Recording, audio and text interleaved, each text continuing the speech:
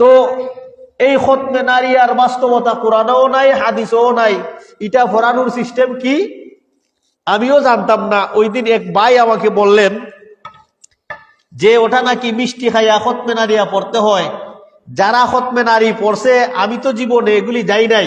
আমি ওই অঙ্গনে ছিলাম 7-8 বছর। ওখানে আমি হাদিস পড়াইছি, আলহামদুলিল্লাহ, তাফসিরের কিতাবও পড়াইছি। হেদায়া বড় কিতাব, হানাফিদের ফতোয়ার কিতাব বড় কিতাব হেদায়া, এটাও আমি পড়াইছি। কওমি অঙ্গনে যারা আছে তারা চিনে জানে। আমি তফসিরের মধ্যে কওমি মাদ্রাসায় যেটা কঠিন তফসির বয়জাবি, এটাও আমি 2 বছর পড়াইছি। মিশকাত শরীফ আমি আউয়ালও পড়াইছি, সানিও পড়াইছি, হেদায়া আমি রাবে পড়াইছি। তো এই অঙ্গনে আমি ছিলাম, কিন্তু খতমে নারিয়া আমি যাই নাই, আমি পাই নাই। তো উনাকে জিজ্ঞেস করলাম, আপনি খতমে নারিয়া যে পড়লা কিভাবে পড়লা? যে উনি বলছে আন্দারি কুটার মাঝে আগে মিষ্টি খাওয়ান লাগে। চিন্তা করিয়া দেখছেন নি আপনি? আগে আন্দারি গুন্দারি বইয়া মিষ্টি খাইবো, খাইয়া অন্ধকারে বসে মিষ্টি খাবো, তারপরে খতমে নারিয়া পড়বো। ওটার বদৌলতে নাকি আল্লাহ 2 দ্বারের মধ্যে 1 দ্বার করে নেন। চিন্তা করে দেখেন, এত মডার্ন যুগ। এই যুগটা কিন্তু এখন খুব মডার্ন যুগ, আধুনিক যুগ। টেকনোলজি এত অ্যাডভান্স হয়েছে, মানুষের চিন্তা চেতনা এত অ্যাডভান্স, মানুষের চিন্তা চেতনা এত অ্যাডভান্স হয়েছে যে মানুষ জমিনে তাইক্কা, জমিনে 500 মিটার 1000 মিটার নিচে কি আছে এমন মেটাল বের করেছে, এটা তারা দেখে ফেলে কি আছে।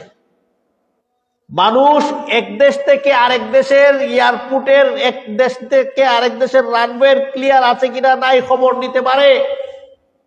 মানুষ চন্দ্র চাঁদের দেশে পর্যন্ত যেতে পারে। এত মডার্ন যুগেও মানুষ এই বিষয় নিয়ে পড়ে আছে যে খতমে খাজা খান ফরাইলে মানুষ নাকি 2 দ্বারের মধ্যে 1 দ্বার হয়ে যায়। চিন্তা করে দেখেন মানুষের বিবেক কোথায় গিয়েছে, মানুষের চিন্তা কোথায় গিয়েছে। যেই জায়গাতে আল্লাহ বলছেন মৌত আইলে 1 সেকেন্ড আগে এবং 1 সেকেন্ড পরে পৃথিবীর কারো করার ক্ষমতা নাই। আপনি 1000 মৌলবী দিয়া খতমে খাজা খান ফরাইলেও মৌত দিতে পারবেন না। এই হচ্ছে জাহিল উলামার ফতোয়ার সিস্টেম। আল্লাহ রাসূল বলছেন কিয়ামতের আগে মানুষ জাহিলদের কাছে ফতোয়া চাইবে। কার কাছে ফতোয়া চাইবে? জাহিলের কাছে। জাহিল মানে বুঝছেন নাকি? কোরআনেরও জ্ঞান নাই, হাদিসেরও জ্ঞান নাই।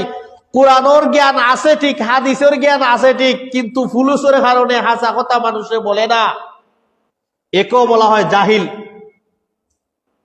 কোরআনের জ্ঞানও আছে, হাদিসের জ্ঞানও আছে, কিন্তু আমার যে ইনকাম নষ্ট হইয়া যাইব এজন্য মানুষকে সত্য জিনিস বলে না। তো আল্লাহ রাসূল বললেন মানুষ যখন জাহিলের কাছে ফতোয়া চাইবে, জাহিলও না জাইন না ফতোয়া দিবে। কোরআন হাদিসের দ্বারে নাই, সে এভাবেই ফতোয়া দিবে। আল্লাহ রাসূল বললেন পরিণাম কি হবে?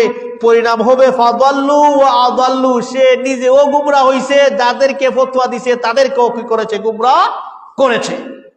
এজন্য সম্মানিত মুসল্লিয়ানে কেরাম, এই হাদিস দিয়া, বুখারীর 100 নম্বর হাদিস, এই হাদিস দিয়ে আল্লাহ রাসূল আমাদেরকে কি মেসেজ দিয়ে গেলেন?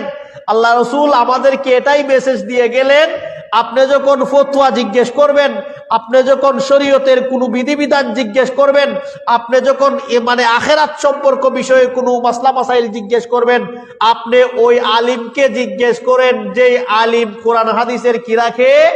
জ্ঞান রাখে। যে আলিম কোরআন হাদিস সম্পর্কে জানে, আপনি ওই আলিমকে জিজ্ঞেস করেন। আর যে আলিম কোরআন হাদিস সম্পর্কে জানে না, আল্লাহ রাসূল যে বলছেন যে ফাদাল্লু ওয়া আদাল্লু, সে নিজেও গুমরাহ হইব, যে ফতোয়া চাইব তারেও